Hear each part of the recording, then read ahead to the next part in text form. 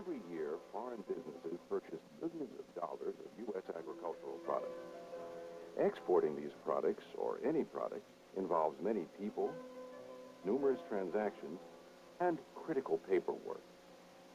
It's a business of detail, and attending to the details can make or break an export venture.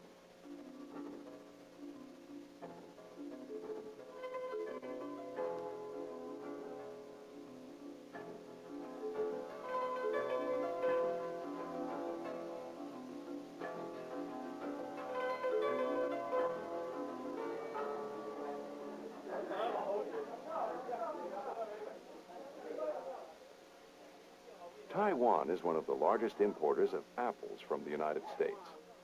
Not long ago, these apples were growing on a farm in California.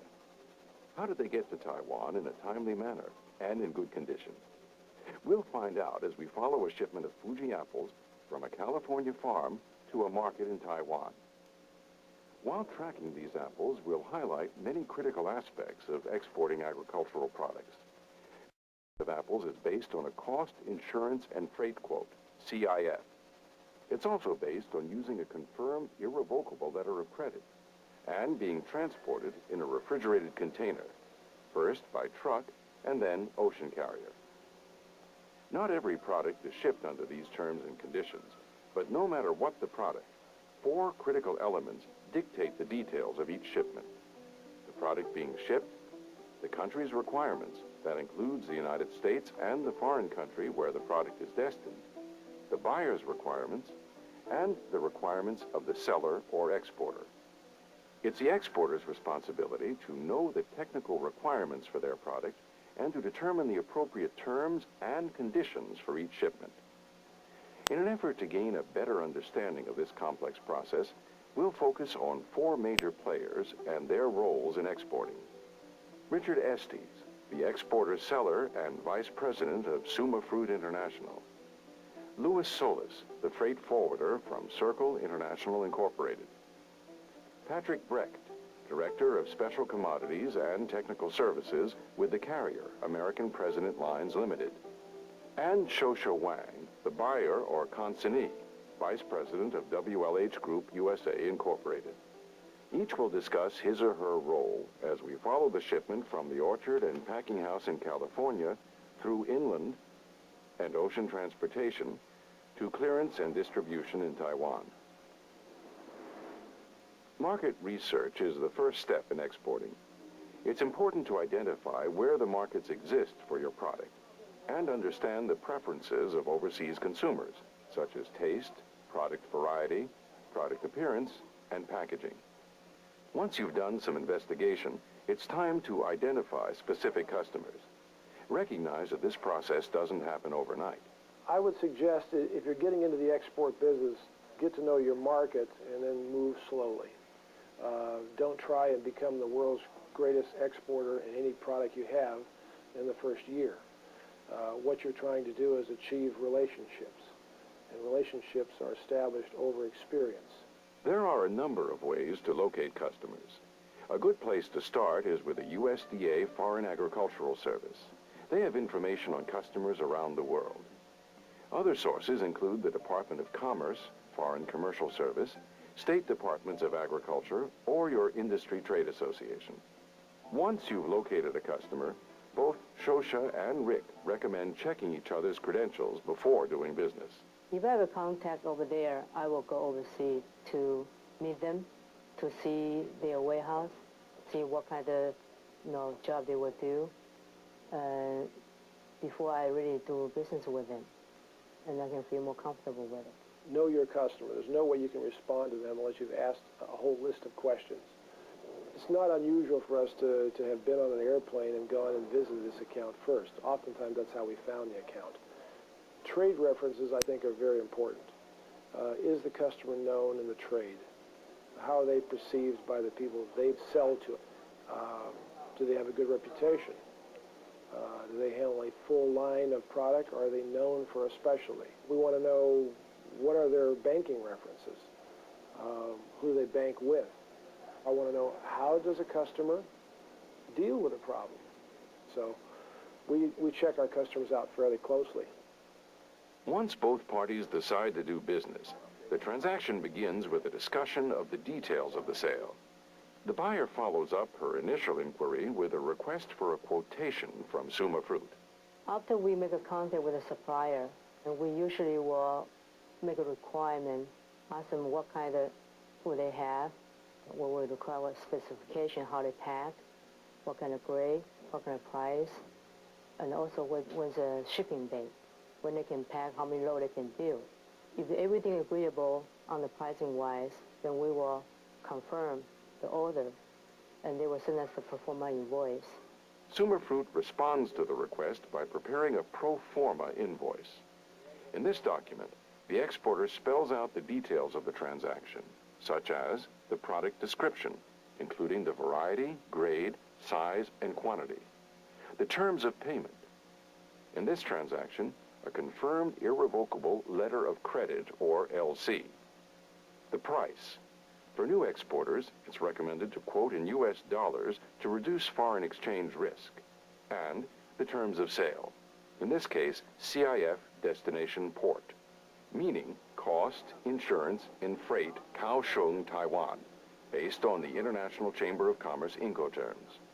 Incoterms are a set of international rules for the interpretation of foreign trade terms. Included in the CIF quote are the costs of transportation. In order to determine what the transportation costs are, many exporters consult with a freight forwarder. A little bit of knowledge about the Incoterms is important if you're doing any kind of international trade. In fact, in our export seminars, we recommend that our customers read them carefully, at least the most relevant ones. What we often do is get a call that says, I'm going to be sitting down and negotiate with a buyer of my goods. They are in Taipei or Taiwan or somewhere. I am going to be sending this many crates or this many containers. Could you help me with the cost to move my product from Modesto, from Fresno to Taipei? Because I want to include this in my CIF quotation to the buyer. So we then break down very carefully the inland trucking cost, the actual carrier freight cost from, say, Oakland to Taipei, the handling cost, which is handling or documentation. And there generally would be a terminal handling charge to load the product onto the vessel. And then we're able to give a quote for the entire shipment to the shipper, which they then incorporate in their negotiations. Freight forwarders in the export business are very valuable. They do a lot of work, and they actually serve as your agent, so to speak, especially when you're new in the business. The most successful export programs really start long before we get the call that says, I need to ship this now. It starts at the planning phases of cost. For example, in that first organizing call, the shipper may ask, what's the best carriers to specify in my agreement? What are the best days of the week to ship? What route should we take? What is the economic order quantity to ship? So there's a lot of planning that goes on, really, initially. If the freight forwarder is used to exporting machine tools, chances are they won't know all the requirements of apples going to Taiwan. So dual investigating and find out someone who knows your product and can specialize with you. Once you have established that you know what the requirements are for your shipment and that you can meet your obligations and that you understand to the best of your ability what the customers or the buyer's obligations are, make sure you agree on that and then go ahead. If you have any question, it's okay to feel stupid, okay? It's okay to feel that you don't have all the information. Ask the question. Once the exporter and the buyer agree on the terms spelled out in the pro forma invoice, the buyer will list on the invoice the documents required to clear the shipment through customs in Taiwan. Then we will take the pro forma invoice to prepare the import permit from our government to get approval from them. And after we have import permit, then we will take this to the bank to apply for the letter of credit. The terms negotiated in the pro forma invoice are used to complete the letter of credit and the commercial invoice. When they call us before we start booking anything, we ask to see the commercial invoice, and even more important than that, the letter of credit. That's a very crucial document. And depending on what the letter of credit tells us, then we know what carriers we can pick. It may not specify a carrier, or it may specify a very specific carrier. It may specify a last ship date. That's very crucial information because that's really what's governing often the scheduling of when the product has to move, and it could be 30 or 60 days. It'll clearly designate the container type, usually. In this case, a reefer container, but there could be other containers that are specified. Rarely does a letter of credit state an inland shipping firm, inland forwarding firm. Really, it's really about the steamship carrier and the events around departure and arrival and what information needs to be shared at destination with the buyer. And the other items it'll state are the consignee and notify party. That's very important. And finally, it'll state what documents are required. And after we have letter of credit, we'll send it to the buyer, to the supplier.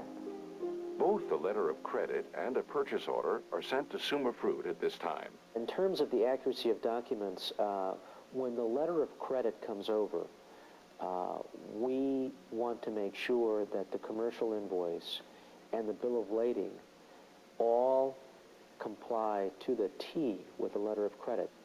So we complete this commercial invoice, and at that point, we are ready to begin documentation, to begin actually ordering a carrier booking, making some preparations for pickup of the product. And then they start booking the space on the ship, and we all talk back forward by fax or by telephone to get everybody understand what the procedure take. The freight forwarder calls APL and requests that he have space on a vessel to move a specific commodity. In this case, there's Fuji apples. And then a discussion takes place between the booking person and the customer to establish what the proper temperature is, the desired fresh air exchange, the type of equipment that's needed, and the type of rate structure that's going to be utilized.